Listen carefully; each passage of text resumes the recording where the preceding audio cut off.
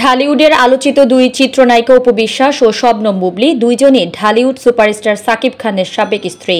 তাদের মধ্যে যে দা কুমড়া সম্পর্ক সেটি তাদের পরস্পরের মন্তব্যে প্রকাশ পায়। সম্প্রতি পরিচালক মোহাম্মদ ইকবালের বিট্রে সিনেমা থেকে বাদ পড়ার পর বুবলী জানিয়েছেন, সাকিব খানকে নিয়ে আপত্তিকর মন্তব্য করার কারণেই এই সিনেমা থেকে সরে দাঁড়িয়েছেন তিনি। এই বক্তব্য প্রকাশ্যে আসার পর অপু বলেন, নিজে সিনেমা থেকে বাদ পড়ে সাকিবকে দেয়াল হিসেবে ব্যবহার করার চেষ্টা করছেন তিনি। দুর্বল গেম প্ল্যান। সিনেমা থেকে বাদ না পড়লে সাকিবের প্রতি দরদ দেখানো এমন কোনো বাক্য ব্যবহার করতেন না। আসলে সবখানে সাকিব খানের নাম মুখে নিয়ে উনি ক্লান্ত হয়ে গেছেন। এবার অপুর কথার জবাবে বুবলী জানালেন, বুবলীর নাম নিতে নিতে উনি মানসিক রোগী হয়ে পড়েছেন। উনি নিজের নিঃশ্বাসের থেকেও বুবলীর নামটা বেশি নেন। বুবলী আরো বলেন, সাকিব আমার পরিবার, আমি সবসময় তার নাম নিয়েছি এবং সারা জীবন নিব। পরিবারের সদস্যদের নাম নিতে কেউ কখনো ক্লান্ত হয় না, তবে যাদের স্বার্থ থাকে তারা ক্লান্ত হন। তিনি ছাগলের ৩ নম্বর বাচ্চার মতো সবসময় আমাদের মাঝখানে তিরিং বিরিং করেন। সে ভেবেছে আমাকে ও আমার ছেলেকে নিয়ে সবসময় মিথ্যাচার করবে, আর আমিও বরাবরের মতো চুপ থাকবো। কখনোই না, কেননা